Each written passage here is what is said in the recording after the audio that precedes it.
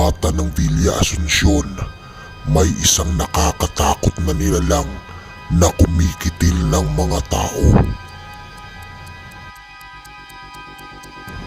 Ang tawag sa nilalang na ito ay Siren Head. Nagmula ito sa ibang bansa at nahalin tulad ito sa halimaw na Slenderman. Ang creatures na ito ay napakatangkad, kasing tangkad ng mga puno. Meron itong parang dalawang turotot sa ulo niya at wala itong mga mata. Dati ay dalawa lang ang Siren Head na nabubuhay sa mundo at gusto pa sana itong magparami sa ibang bansa. Ngunit sa sobrang takot ng mga tao doon ay sinunog nila ang dalawang Siren Head. Pagkatapos ng pagsunog ay kinuha na ng mga scientist ng DNA test ang dalawang Siren Head. Dinala nila ito sa Pilipinas at pinag-eksperimentuhan nila ito. Nung nag-experiment na ang mga scientist sa Pilipinas, ay aksidenteng naitapon ng isang scientist ang sampol ng DNA test ng Siren Head. Natapon niya ito sa puno ng Villa Asuncion at bigla na lang nabuhay ang Siren Head. Dito na nga nag-umpisa ang mga nakakatakot na pangyayari sa Villa Asuncion.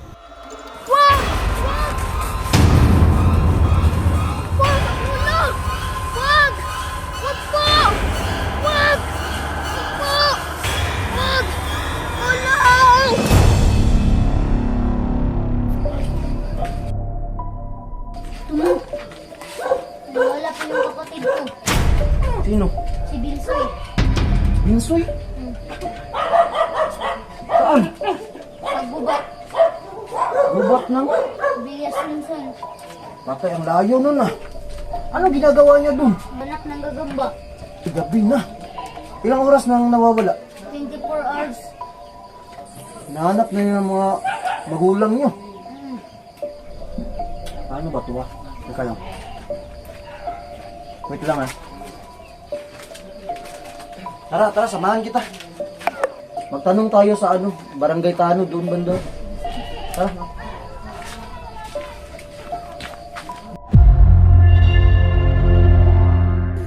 Ito na umiyak. Ayun yung Barangay Tano, Dok. Tara, lapitan natin. Boss. Oy. Halika muna, boss. Magandang gabi. Magandang gabi rin. Moon pala. Ano pangalan mo, boss? Yusil.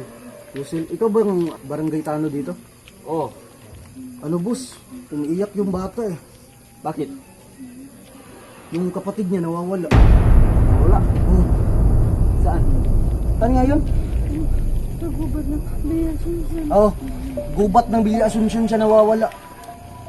Baka pwedeng puntahan natin ngayon. Ako, gabi na. Bukas na lang. Kailangan eh, kasi umiiyak po. Tapos yung mga magulang niya, nag-aalala na. Ano to? O gabi na, hindi tayo pwede. Bukas na lang. Sige, umuwi ka na lang sa bahay niyo na. Hanapin namin bukas. Anong oras? Mga 6 AM. Sige, hintayin na lang kita. Dito ka punta. Salamat, boss. O sige. Thank you. Punta natin yung Villa Asuncion. Samahan mo rin. Tara. Sige. Para mahanap na natin yung bata. Oo. Saan yung daan? Dito na.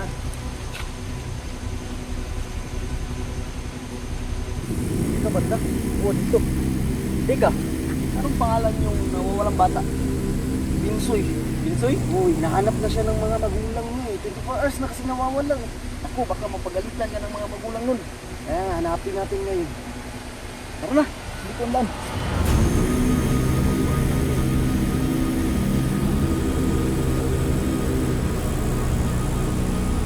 Bakit mo ba iniwan ng mga bata dun?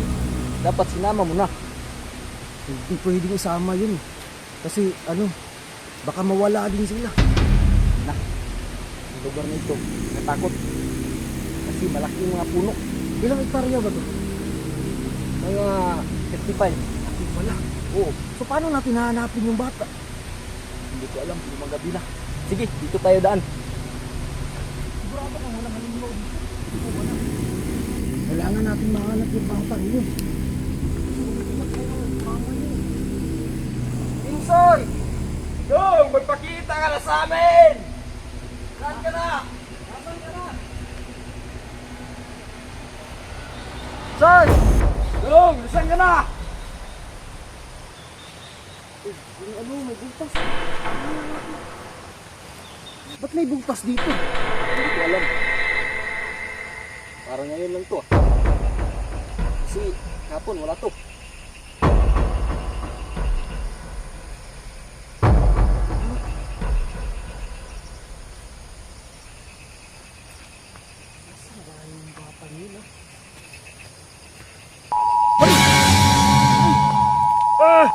Ang ingay!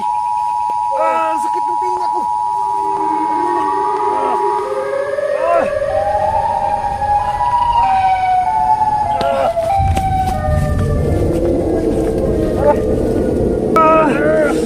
Ang ingay! Para hindi natin mahanap yung batang yun. Kailangan natin hanapin yun! Bakit ang ingay? Parang ano yung siren! Aray, aray, aray! Aray! Aray! Tama na! Bro, punta na tayo doon. Tara, tara, tara! Grabe, ang sakit ng tinga ko!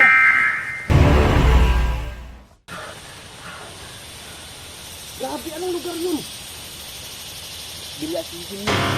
Napakaingay, bro! Oh. Meron ako nakarinig doon. Ano yun? Parang... Ano, no? Parang gano'n na nga.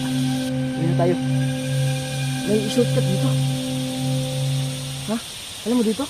Oh, meron doon. Teka, baka meron na naman dyan eh. Oh, wala na yun. Malapit na tayo sa kubo. Imay ko. May kubo ka? Oh. Tara. Teka. Baka pwede tayong bumalik na lang. Kasi nandun yung tamang daan. Hindi na tayo babalik doon kasi ang ingay doon. Oh, ayun na naman! Ayan na naman! Aray!